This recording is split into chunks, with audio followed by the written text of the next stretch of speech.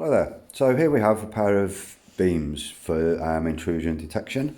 As we can see at the moment, got nothing going on. We've got an RF key fob. So if we was to on that and then break the beam, intruder detected.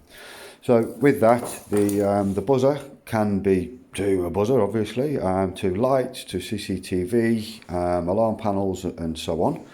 These sensors are hybrid, so they will take power, which this one is doing, and this one is battery powered. No wires connecting that one, hence the size of them.